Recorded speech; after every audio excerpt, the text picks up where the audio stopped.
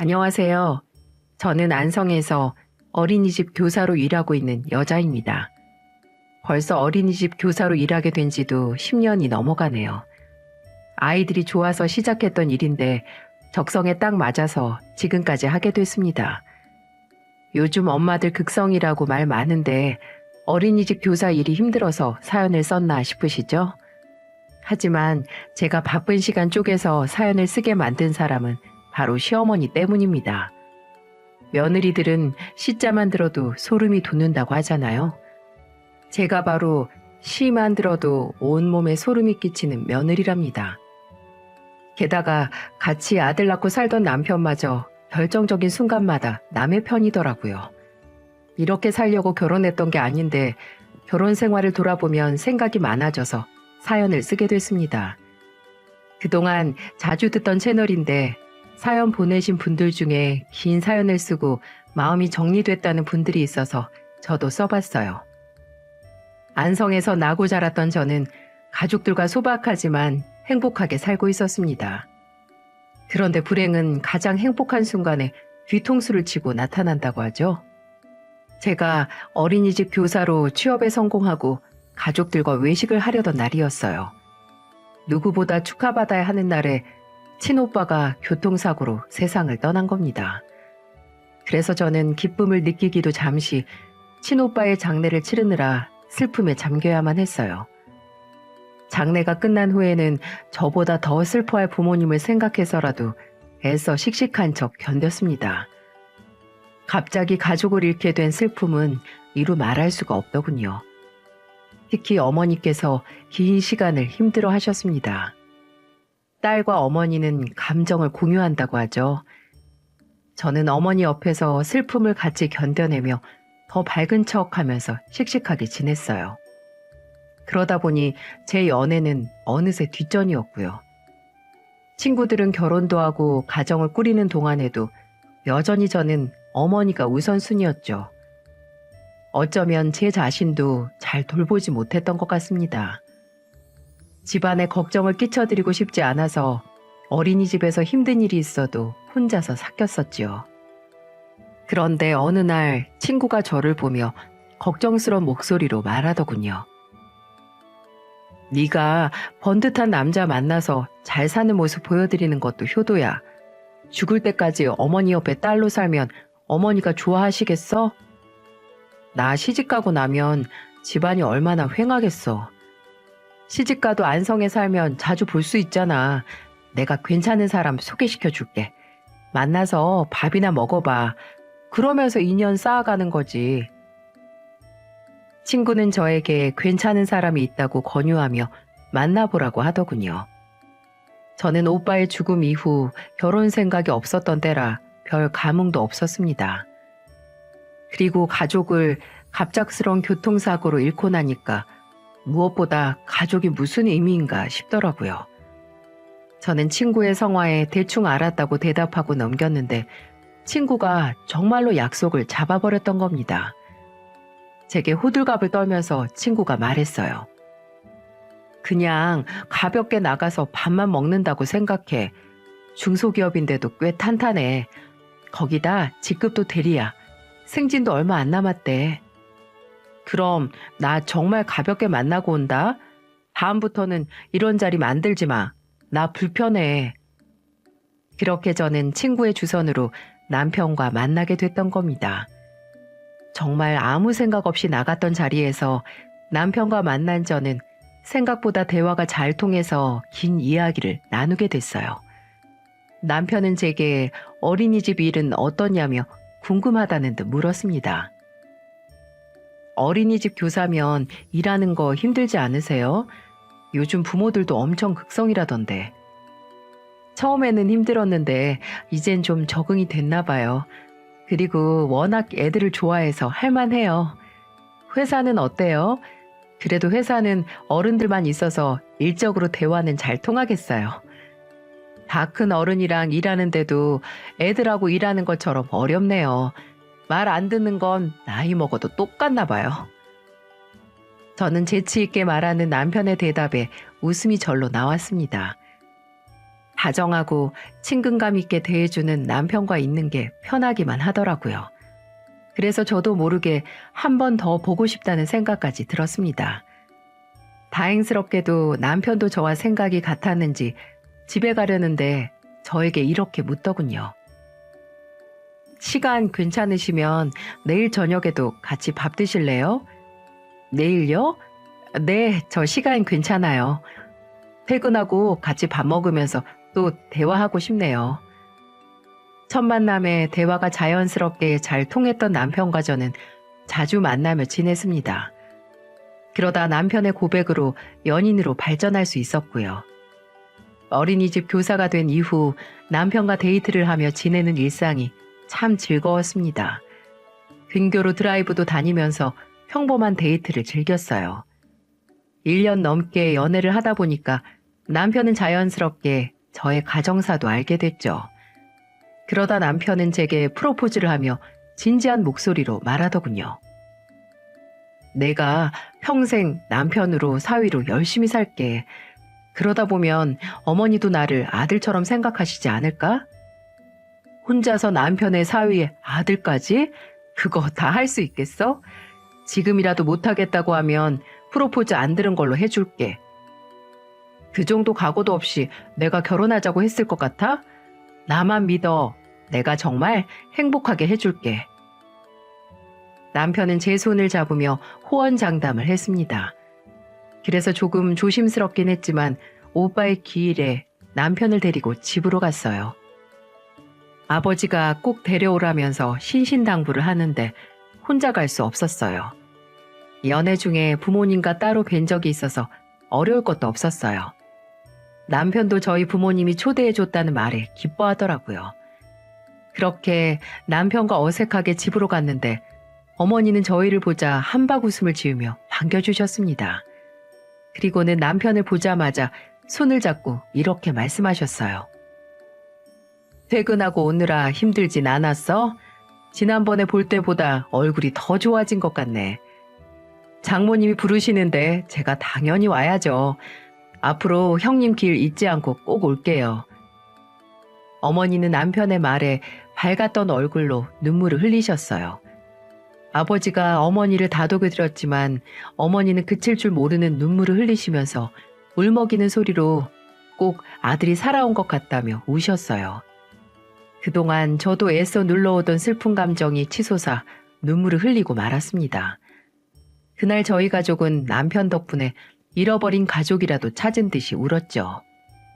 그러다 겨우 감정을 추스리고 제사를 지낼 수 있었습니다.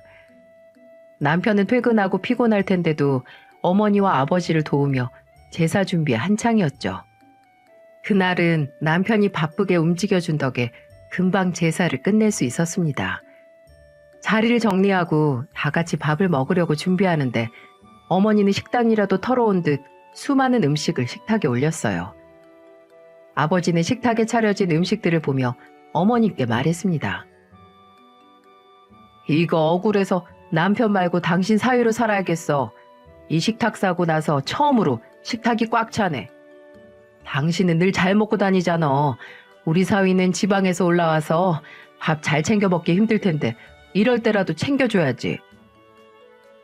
남편은 고향인 원주에서 안성으로 취업을 하게 되면서 타 지역살이를 하게 된 거였어요.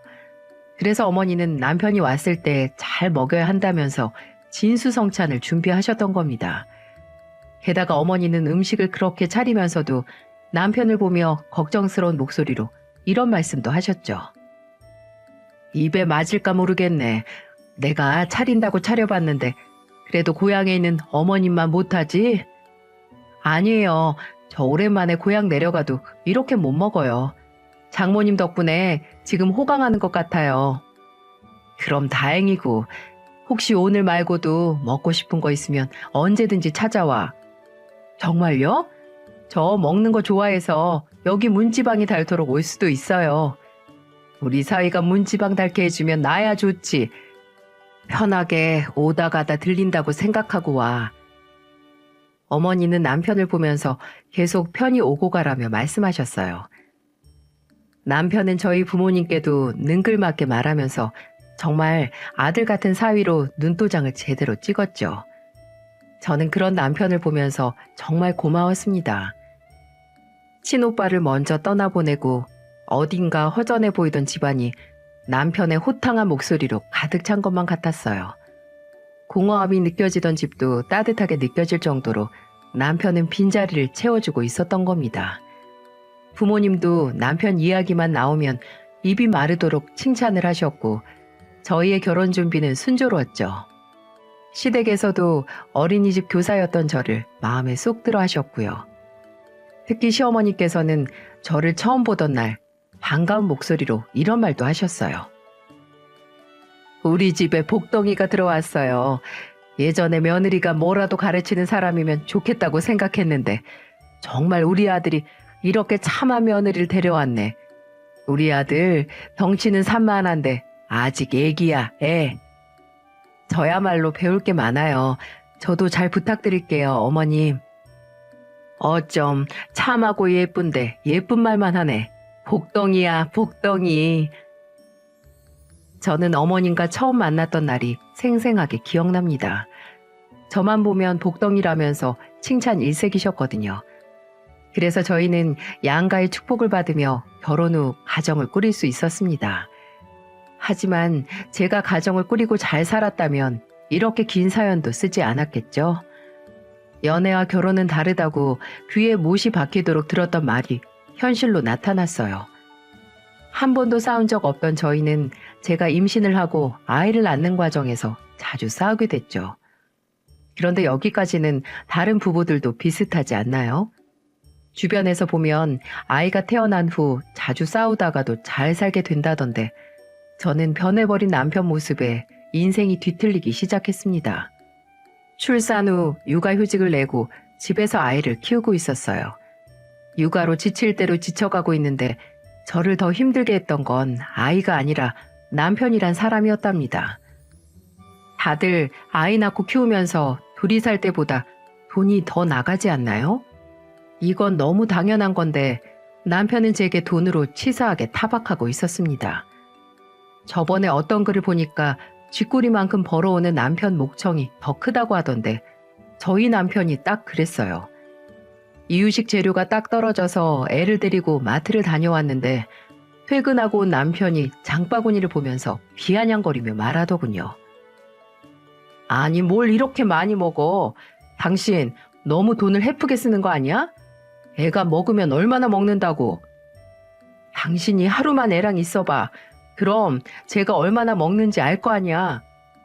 너무 오냐오냐 키우니까 그러잖아. 그럼 이제 돌진한 애한테 먹지 말라고 해?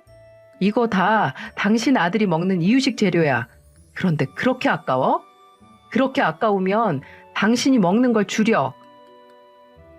저는 아들 이유식 가지고도 아끼라고 말하는 남편에게 화가 날 수밖에 없었어요. 세상에 자식이 먹는 거 아까워하는 부모도 있습니까? 돌 겨우 지난 애한테 뭘 어쩌라는 건지 답답하더라고요. 그렇다고 애라도 잘 봐주면 이해라도 하는데 집에 오면 TV보다 핸드폰보다 잠들기 일쑤였어요. 그러면서 제가 주방에서 뭐라도 만드는 것 같으면 제 옆에 와서 이런 말도 했습니다.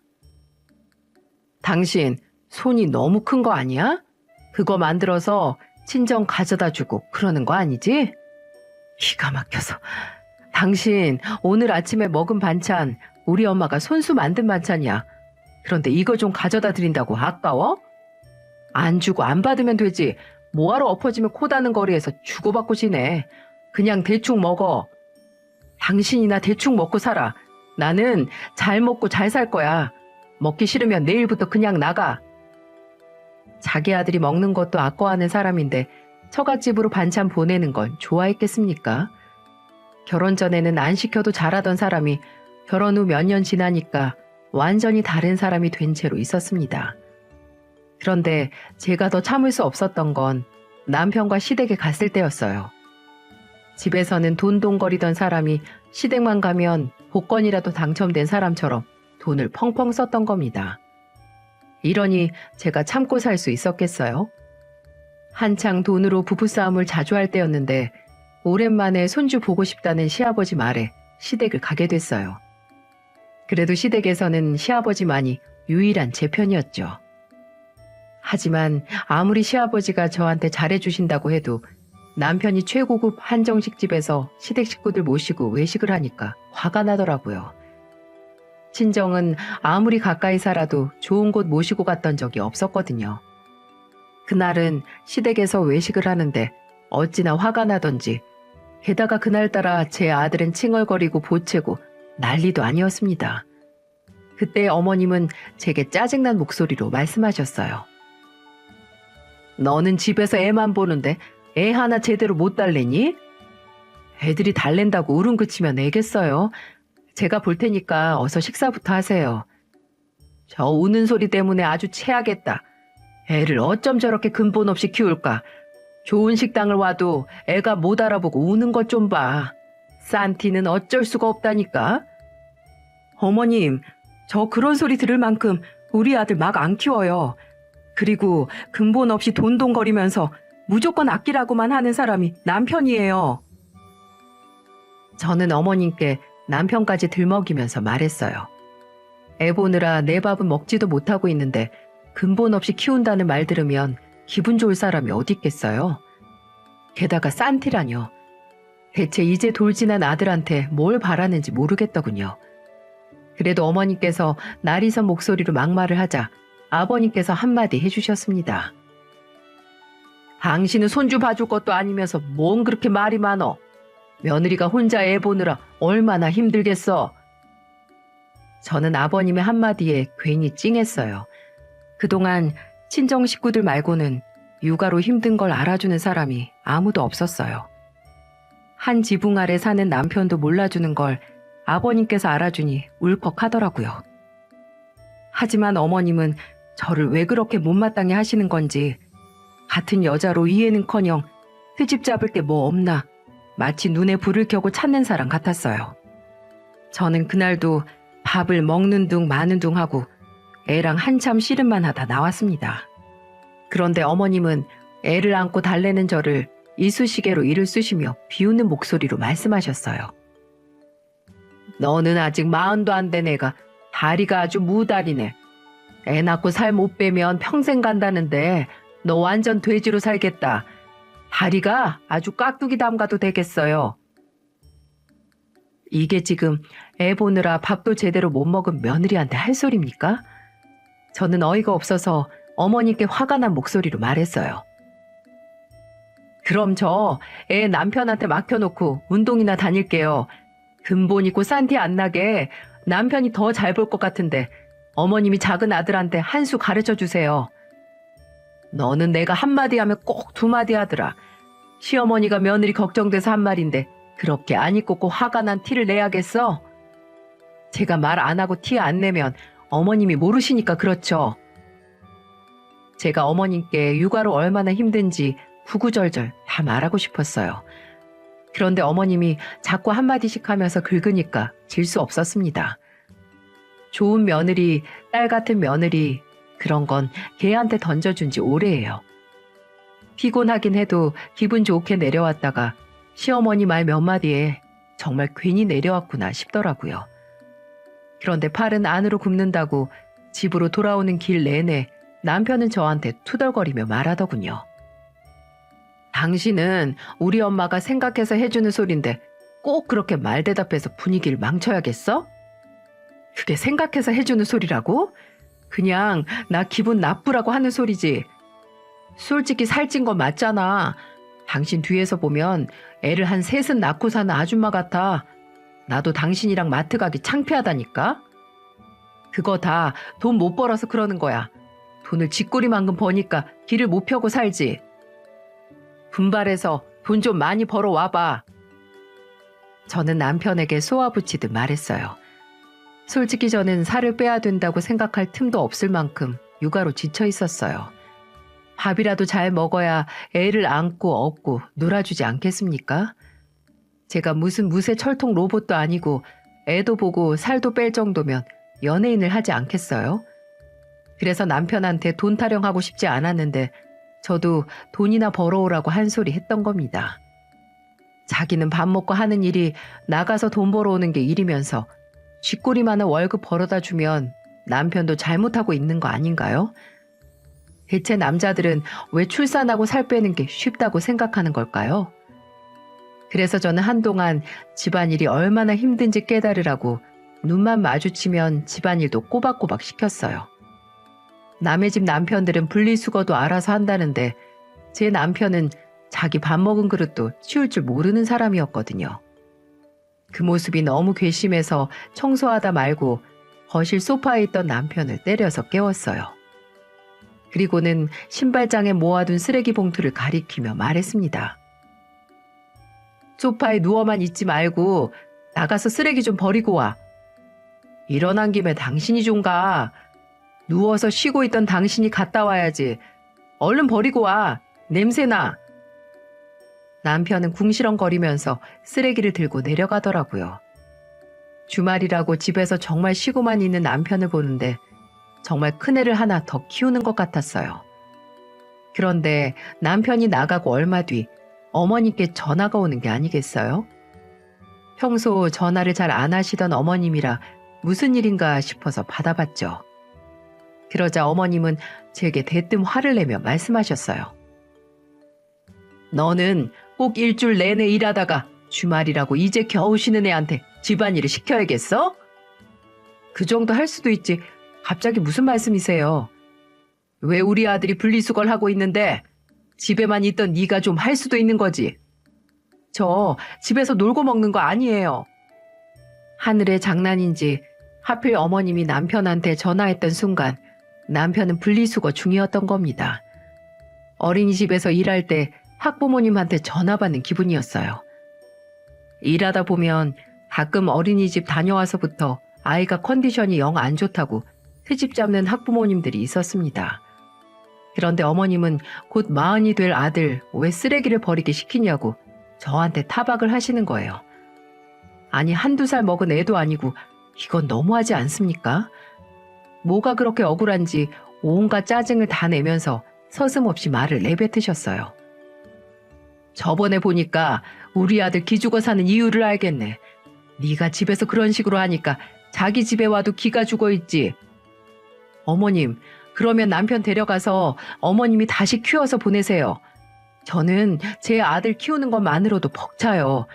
요즘 정말 애를 둘이나 키우는 것 같으니까요. 원주로 내일 내려보낼게요, 어머님. 나랑 지금 한판 붙자는 거야? 네 아들도 그렇게 키울 거냐? 아니요.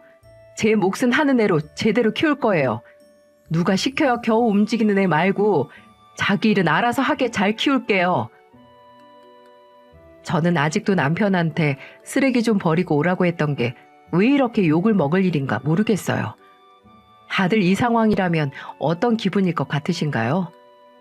이날 어머님과 별소리를 다 듣고 끊었습니다. 가만 보면 저희 어머님은 아들을 장가 보낸 게 아니라 유치원에 맡긴 학부모 같았어요. 이런 어머님의 무조건적인 사랑을 받고 자라서인지 자기밖에 모르는 이기적인 사람이었죠. 지금까지 쓴 것만 해도 남편이 미워 죽겠는데 제일 싫었던 순간이 있었어요. 제가 살던 집은 친정과 가까운 거리에 있었습니다. 그래서 종종 친정 엄마가 오셔서 아들도 봐주셨고요. 그래서 저는 어머니가 오실 때마다 밥도 챙겨드렸습니다. 원래는 남편이 퇴근하기 전에 어머니가 집으로 가셨었는데 그날은 아들이 보채고 우는 바람에 어머니가 늦게 가시게 됐던 거예요. 그런데 마침 딱 남편이 퇴근하고 돌아왔고 저희 어머니와 마주치게 된 겁니다. 그럼 인사를 드리고 같이 저녁을 먹을 수도 있는 거 아닌가요? 남편은 집에 있는 어머니를 보고 인사를 하는 둥 마는 둥 하더니 저를 보며 이런 말을 했습니다. 장모님 되게 자주 오시네. 우리 집은 쌀이 넘쳐나나. 가까이 살아도 친정은 갈 줄도 모르는 사람이 오랜만에 본 장모님한테 할 소리입니까? 어이가 없어서 남편 등을 내려치며 말했어요. 오늘 우리 엄마가 집안일도 해주고 아들도 봐주느라고 얼마나 힘들었는 줄 알아? 당신이 좀 더 부지런히 움직였으면 됐을 거 아니야. 꼭 그렇게 집에서 밥숟가락 하나 더 얹어서 먹고 있어? 저번에 시댁 갔을 때 쓴 한 끼가 얼만 줄이나 알아? 그거에 비하면 이 정도는 후식이지. 양심이 있으면 입 다물고 우리 엄마한테 사과드려. 남편은 끝까지 궁시렁거렸고 그 소리를 듣고 어머니도 한 소리 하셨어요. 자네, 하루 종일 애 보고 청소하는 것도 일이야, 일. 집안일이라는 말이 괜히 있어? 퇴근하고 피곤하더라도 좀 돕고 사이좋게 좀 지내. 부부관계도 노력해야 잘 지낼 수 있는 거야. 저는 어머니의 말에 속이 상했습니다. 안 좋은 모습 부모님께 보여드리고 싶은 자식이 어딨겠어요. 남편도 분위기 파악은 했는지 가만히 있더라고요. 저는 그렇게 어머니를 배웅해드리고 남편과 또 싸울 수밖에 없었습니다. 결혼을 싸우려고 했나 싶을 정도로 많이 싸웠어요. 돌이켜보면 이렇게 싸울 때 이혼을 했어야 됐던 건가 싶더라고요. 한번 싸우기 시작하니까 눈만 마주치면 싸우는 기분까지 들었다니까요. 하지만 저희의 가장 큰 문제는 시어머님이었습니다. 아주버님은 결혼을 늦게 하게 됐는데 글쎄 예비 며느리 자랑을 저한테 늘어놓으시더군요. 큰 며느리 되래가 어찌나 싹싹하던지 인사 오면서 낯쓰라고 화장품에 옷에 바리바리 사들고 왔더라. 너는 뭐 느끼는 것도 없니? 제가 뭘 느껴야 되는 건가요? 이럴 땐 꼭 눈치 없는 척하네. 큰 며느리 될 애는 행동도 빠르고 말대답도 안 해서 편한데 나는 왜 너랑 인연을 봐도 이렇게 불편하니? 예비 며느리랑 잘 지내고 싶으시면 저한테 하는 것처럼은 안 하시면 될 거예요. 저도 처음에는 어머님이랑 잘 지냈잖아요. 꼭 이렇게 가르치려고 든다니까. 너 그리고 돈 좀 있으면 8천만 원만 보내봐. 어머니는 대뜸 저에게 돈 있냐며 물으시더니 8천을 보내라고 하시더군요. 정말 기가 막히지 않나요? 남편은 돈 아끼라고 타령을 하고 어머님은 돈을 달라고 하는데 미치고 한장할 상황이었죠. 큰 며느리 자랑하다 말고 돈을 달라니 황당해서 저는 돈 없다고 했더니 저한테 화를 내시더군요. 아니 살림을 어떻게 하길래 돈이 없어? 너무 헤프게 쓴다 너도. 복직하면 돈 벌 텐데 뭉쳐둔 돈이라도 줘봐. 뭉쳐둘 돈이 있어야 뭉쳐두죠. 그리고 아주버님 장가 가는데 어느 둘째 며느리가 돈을 8천이나 보태요. 네 친정에도 너는 그렇게 할 거니? 하긴 큰오빠가 죽었으니 네가 남매간의 정을 알겠냐? 가만 보면 네가 기가 세서 오빠 팔자 잡아먹은 거야. 심보를 곱게 써야지. 어머님, 제가 심보를 곱게 써도 아닌 건 아니에요. 그리고 함부로 저희 집 얘기는 하지 마세요. 세상에, 저는 어머님한테 저런 소리를 듣게 될 줄은 몰랐어요. 저런 말 생판 남한테도 못할 소리 아닌가요? 그래서 저도 참다 못해 어머님께 소리를 지르고 말았던 겁니다. 이 상황에 참고 넘어가면 보살 아닌가요? 저는 어머님과 전화를 끊고 정말 화병이 나는 것 같았죠. 그래서 저는 정식으로 사과를 받기 전까지 시댁 일에는 아예 관여를 안 했어요.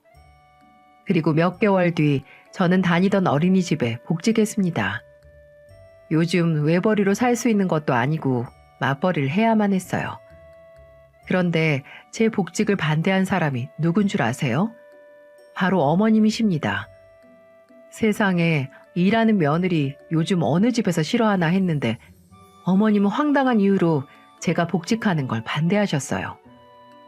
제가 복직한다고 말하니까 어머님은 제게 이렇게 말하시더군요. 그럼 우리 아들 아침이랑 저녁은 누가 챙겨? 알아서 챙겨 먹어야죠. 남자가 아무리 잘 챙겨도 여자가 챙기는 것만 못하는데 너는 꼭 몇 푼 벌자고 나가야겠어? 저희 돈 없어요. 저라도 나가서 지금 안 벌면 제 아들은 어떻게 키워요? 정 그렇게 남편 밥 걱정되시면 어머님이 원주에서 올라오셔야죠. 얘는 진짜 네가 일하겠다고 했으면 집안일도 책임을 잘 져야지. 그럼 남편한테도 전화해서 집안일 책임지라고 하세요.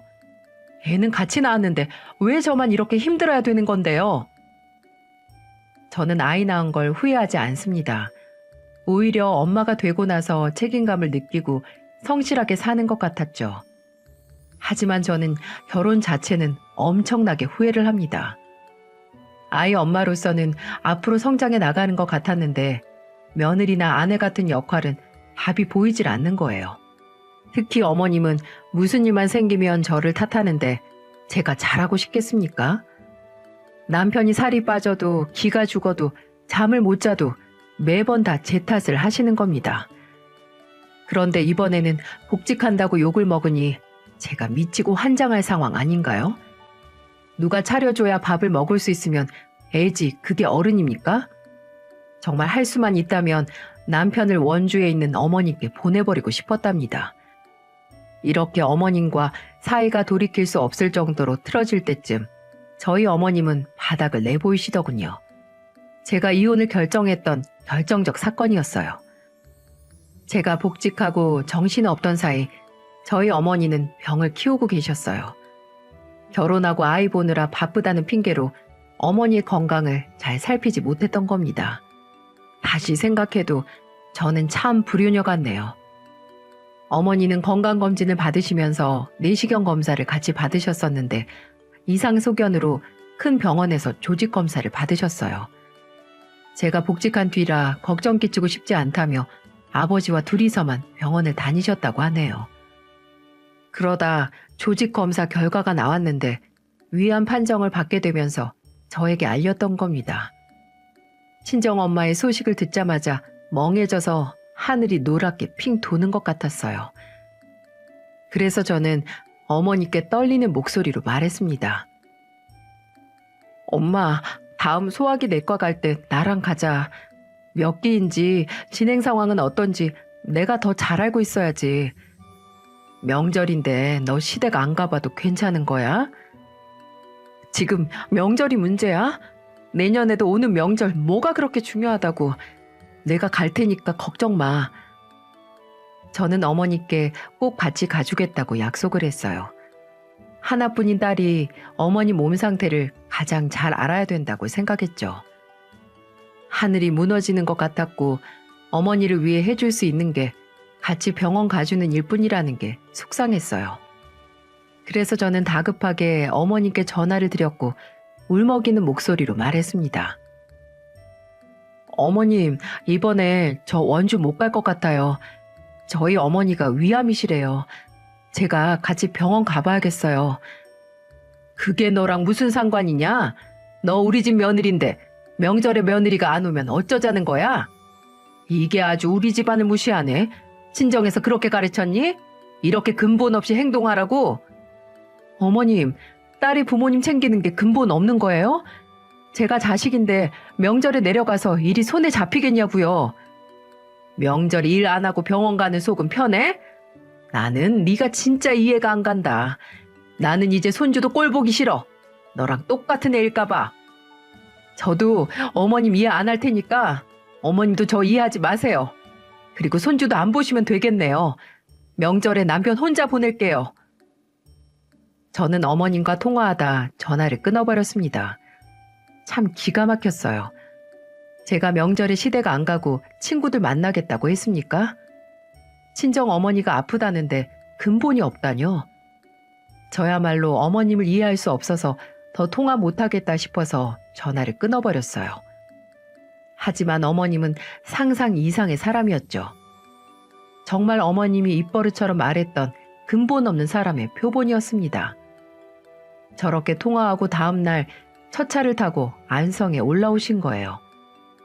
아침부터 누가 현관문을 두드리길래 문을 열어봤더니 어머님이 서 계시더라고요.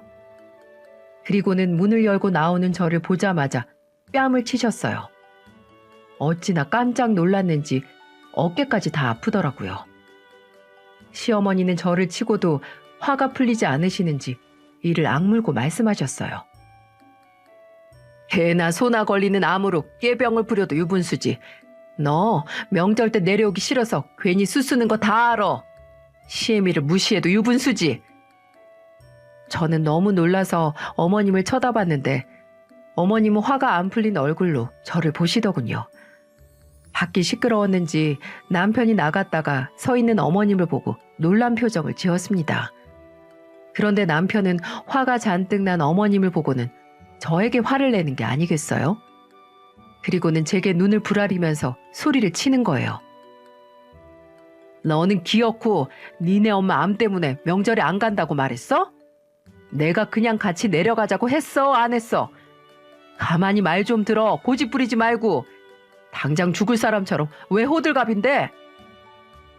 남편이라는 게 저한테 저렇게 개소리를 내뱉더라고요. 너무 황당해서 남편한테 똑같이 말했어요. 그럼 명절은 대단하고? 어차피 나는 본 적도 없는 네 집 조상인데 너나 챙겨. 그리고 어머님 계속 근본 없다고 하시는데 지금 어머님이 저한테 하는 말이 제일 근본 없어요.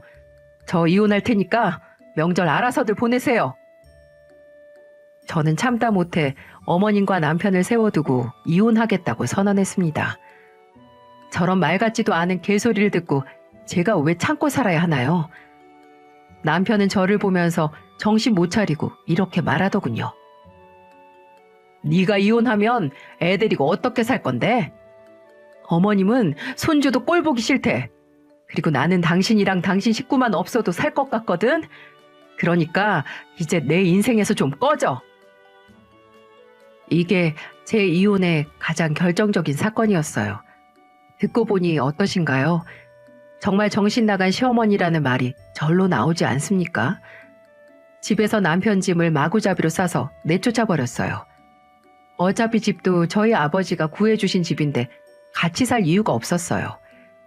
그렇게 명절에 저는 원주로 가지 않고 어머니를 모시고 대학병원으로 갔습니다. 어머니는 위암 2기 판정을 받으셨지만 빨리 발견해서 항암 치료만 잘 받으면 된다는 말을 들을 수가 있었어요. 놀란 가슴을 쓸어내렸는데 어찌나 눈물이 나던지 저는 친정엄마를 안고 펑펑 울면서 말했습니다. 내가 더 신경 못 써서 미안해, 엄마. 아유, 애 키우는데 어떻게 신경을 써. 이제 복직도에서 더 바쁠 텐데 걱정 마. 이 정도는 거뜬해. 엄마, 나 사실 이혼해. 미안해. 앞으로 엄마한테 내가 더 잘할게. 잘했다. 살면서 힘들게 하는 놈 데리고 살면 없던 병도 생겨. 잘했어, 내 딸. 암덩어리 같은 거는 빨리 떼고 두 발 뻗고 편히 살아. 어머니는 저에게 100번 잘했다며 칭찬을 아끼지 않으셨어요. 그동안 말은 안 했어도 어머니는 제 표정만 봐도 힘들게 사는 걸 다 아셨던 겁니다. 이래서 엄마와 딸 사이에는 비밀이 없다고 하나 봅니다. 그동안도 시댁에 눈치 본 건 없었지만 더 홀가분한 마음으로 오로지 엄마한테만 집중할 수 있었어요. 그리고 이혼도 합의 이혼으로 진행 중이었습니다. 이혼할 때 양육권으로 분쟁은 없었냐고요? 어머님이 글쎄 저한테 이런 말씀을 하시더군요. 애는 네가 키워. 근본 없는 피 흐르는 애 키워봐야 우리 아들 발목만 잡지. 저도 어머님이 남편 키워낸 거 보니까 절대 제 아들 못 보내요. 애초부터 포기할 생각도 없었고요. 제 말에 어머님은 또 화를 내셨는데 귓등으로도 안 들었습니다. 그렇게 합의 이혼 후 조정기간 중에 정말 기가 막힌 소식이 들렸어요. 하늘도 노하셨는지 글쎄 시어머님이 위암이시라는 겁니다. 워낙 늦게 발견해서 항암 치료도 힘겹다고 하더군요. 그런데 더욱 기가 막힌 건 이혼 조정 기간 중에 남편 놈이 저한테 전화해서 뭐라고 했는 줄 아시나요? 조정 기간 중인데 마지막으로 며느리 노릇 좀 해. 지금 우리 큰형 결혼하려던 사람이 전세금도 들고 튀어서 집안이 어수선해. 그동안 살았던 정도 있는데 잠깐 들려. 어려운 일도 아니잖아. 우리 엄마 밥상 좀 제대로 차려드려야 기운이 나실 텐데. 같이 살았던 정? 나는 같이 사는 동안 한만 쌓여서 5, 6월에도 서리가 내릴 지경이야. 암 별거 아니라며. 금방 낫는다며. 금방 죽을 것도 아닌데 왜 호들갑이야? 그렇게 아쉬우면 당신이 챙겨드려. 참 이상한 집구석 아닌가요? 맨날 저한테는 근본 없다고 하더니 이혼 도장 찍고 조정기간에 전화해서 밥상 차리라는 게 더 근본 없는 거 아닙니까? 세상에 제일 근본 없는 집구석이랑 엮이니까 참 별의 별일을 다 겪는다 싶더군요. 그런데 남편이 저렇게 나오는데 어머님이 가만히 계실 분이 아니었죠. 그렇게 큰며느리 자랑을 하더니 큰며느리가 전세금 들고 튀어서 밥 얻어먹을 사람이 없어서 그런지 저한테 전화를 하셨더군요. 어이가 없어서 전화를 받았는데 어머님이 이런 말을 하셨어요. 너 아직 우리 집 며느리야.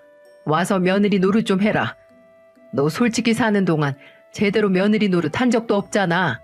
와서 밥 좀 차리고 빨래도 좀 하고 가. 아니, 제가 왜요? 저도 사는 동안 시댁에서 제대로 된 며느리 대접 받아본 적 없어요. 개나 소나 걸리는 게 암이라면서요. 암 걸린 거 환영해요. 개밥그릇 줄 테니까 혼자 드세요. 마지막으로 어머님께 이렇게 말씀드리고 전화를 끊어버렸어요. 그리고 아예 번호를 차단해버렸죠. 정말 어이없는 집안 아닌가요? 정말 다시 생각해도 이혼은 제 인생에서 가장 잘한 선택입니다. 저런 시댁과 더 살았다가는 아마 제가 화병이 났을 거예요. 요즘은 아들이랑 새 인생을 살고 있네요. 그동안 육아로 힘들었던 게 아니라 시댁 때문에 힘들었나 봅니다. 혼자서 애 키우는 게 오히려 더 거뜬한 거 있죠? 친정 어머니도 병이 많이 호전되셔서 가족들과 외식도 편하게 하실 정도이네요. 인생에 고비가 찾아와도 잘만 넘기면 또 다른 전환점이 되는 것 같습니다. 워킹맘으로 살다 보니 별일도 많지만 그래도 요즘은 살만해요. 아직 30대 중반인데 제가 못할 게 뭐가 있겠습니까? 한창 때라고 생각합니다. 정말 긴 사연 적고 나니까 과거를 잘 적고 앞만 보고 살 수 있을 것 같네요. 모두들 제 이야기에 귀 기울여 주셔서 감사합니다. 저만큼 힘든 일 없이 부디 여러분에게는 좋은 일만 가득하길 바라겠습니다.